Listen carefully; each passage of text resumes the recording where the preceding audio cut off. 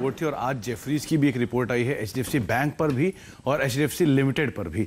पहले HDFC limited की बात कर लेते हैं। 3380 रुपए के अब टारगेट्स आ रहे हैं, 3340 से बढ़ा के ये टारगेट्स उन्होंने दिए, यानी कि यहां से भी 1000 रुपए का करीब पोटेंशियल अपसाइड वो देख रहे हैं एचडीएफसी लिमिटेड में। उनको ये बात साफ बोल दी कि कोई भी अब पूरी तरह से लॉकडाउन नहीं लगेगा और हाउसिंग डिमांड पे कोई इंपैक्ट आएगा, ऐसा भी नहीं उन्हें दिखाई पड़ रहा है। दूसरा, कीमतों में बढ़ोतरी हुई है भले ही हाउसिंग स्पेस में, लेकिन उसके बावजूद भी डिमांड में कोई दिक्कत नहीं आई है, वो अभी भी इंटैक्ट है। इसीलिए लोन ग्रोथ आगे भी और बेहतर रहने का अनुमान लगा के चला जा रहा है। प्रोविजनिंग थोड़ी हायर साइड पे करके रखता है ऑलरेडी एचडीएफसी लिमिटेड, इसीलिए एनपीए को लेकर भी कोई बहुत ज़्यादा कंसर्न दिखाई नहीं पड़ रहे हैं। सो फार सो गुड, सारी सिचुएशन बेहतर ही है, तो आप यहाँ पर खरीदारी कर सकते हैं। करीब करीब 3340 रुपए के आसपास के जो टारगेट, 3380 रुपए के टारगेट है, वो यहाँ पे दिखाई पड़ रहे हैं।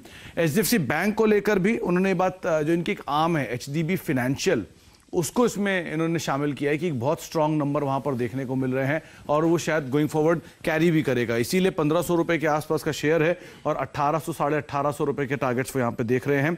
लोन ग्रोथ 2% के आसपास यहाँ भी बढ़ने का अनुमान है। एचडीएफसी सिक्योरिटीज का क्लाइंटल बहुत स्ट्रांग है और नए क्लाइंट्स के एक्विजिशन के ऊपर कंपनी कामकाज कर रही है और बाकी सब्सिडरीज भी एक अच्छी ग्रोथ दिखा रही हैं। इसीलिए वैल्यू डिस्कवरी की वजह से वैल्यूएशन बहुत जस्टिफाइबल है। इसीलिए एचडीएफसी बैंक और एचडीएफसी लिमिटेड दोनों पे ही उन्होंने एक स्ट्रॉन्ग बाय बड़े टारगेट्स के साथ दिए हैं।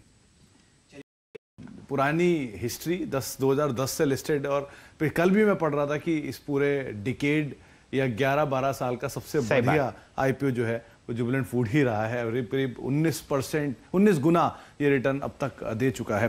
बहरहाल अभी भी ब्रोकरेज हाउसेज यहाँ पे पॉजिटिव हैं और जो नए टारगेट्स वो आपकी स्क्रीन पर है। 3000 रुपए के टारगेट्स अभी भी ब्रोकरेज हाउसेज दे रहे हैं, डिस्पाइट ये शेयर इतनी बड़ी तेजी दिखा चुका है। ऑब्वियस रीजन है उसके पीछे कि कंपनी के लिए वो साफ कहना है कि कंपनी हर मौके का इस्तेमाल कर रही है एक्सपैंड करने के लिए, चाहे वो बिरयानी हो, चाहे वो पिज्जा हो, चाहे वो अब चिकन हो, तो हर तरफ कंपनी एक्सपैंड कर रही है और सैंडविचेस पार्ट में भी कंपनी की अच्छी ग्रोथ की उम्मीद लगा रही है गोइंग फॉरवर्ड।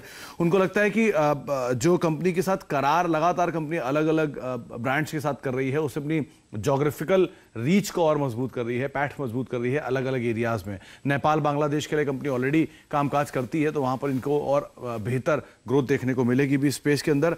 एक बड़ी चीज उन्होंने बोली कि वैल्यूएशन महंगे हैं, लेकिन हर टाइप के साथ वो वैल्यूएशन जस्टिफाई हो रहे हैं, तो इसीलिए महंगा और महंगा होता हुआ दिखाई पड़ रहा है। इसीलिए टारगेट्स उनकी तरफ से करीब 3000 रुपए के आसपास के आ रहे हैं। तो यूं समझिए